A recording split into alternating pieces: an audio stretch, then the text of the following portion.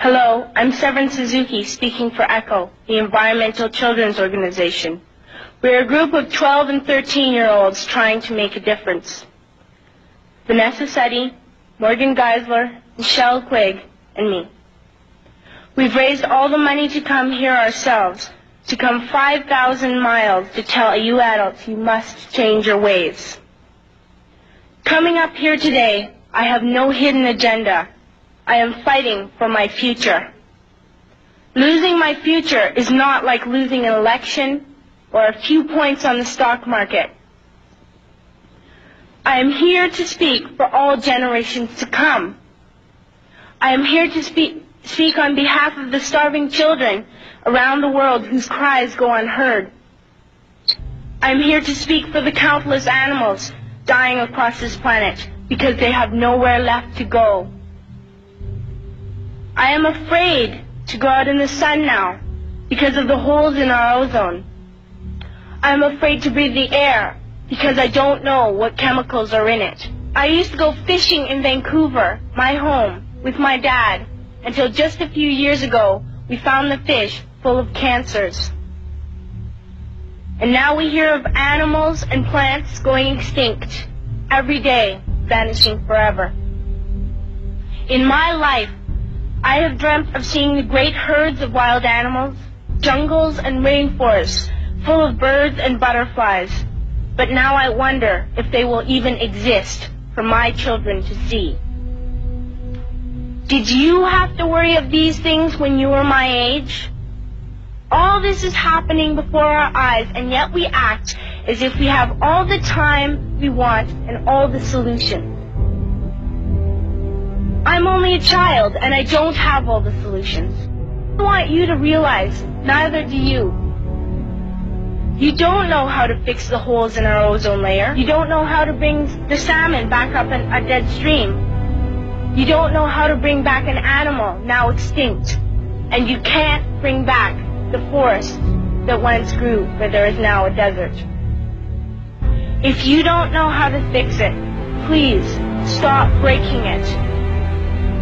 Here, you may be delegates of your governments, business people, organizers, reporters, or politicians, but really, your mothers and fathers, sisters and brothers, aunts and uncles, and all of you are someone's child. I'm only a child, yet I know we are all part of a family, 5 billion strong, in fact, 30 million species strong. And borders and governments will never change that.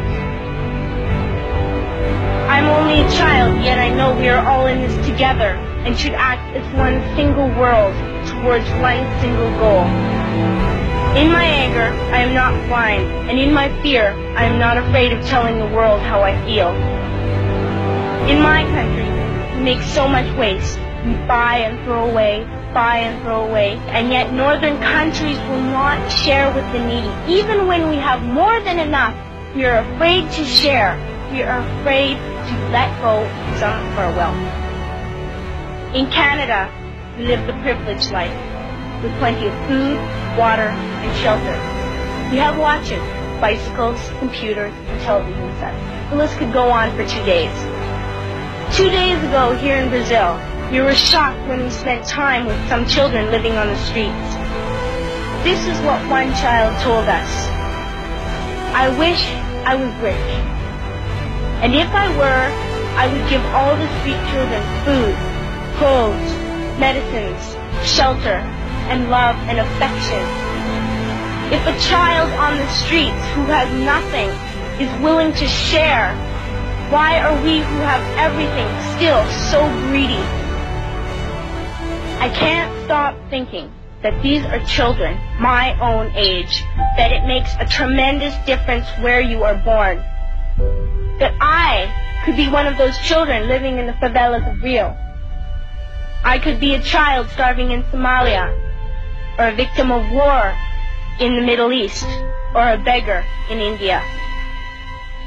I am only a child, yet I know if all the money spent on war was spent on finding environmental answers, ending poverty, and finding treaties, what a wonderful place this earth would be. At school, even in kindergarten, you teach us how to behave in the world. You teach us not to fight with others, to work things out, to respect others, to clean up our mess, not to hurt other creatures, to share, not be greedy. Then why do you go out, do the things you tell us not to do? Do not forget why you are attending these conferences, who you're doing this for. We are your own children. You are deciding what kind of a world we are growing up in. Parents should be able to comfort their children by saying, everything's going to be all right. It's not the end of the world. And we're doing the best we can. But I don't think you can say that to us anymore. Are we even on your list of priorities? My dad always says, you are what you do, not what you say. Well, what you do makes me cry at night. You grown-ups say you love us, but I challenge you, please, make your actions reflect your words. Thank you.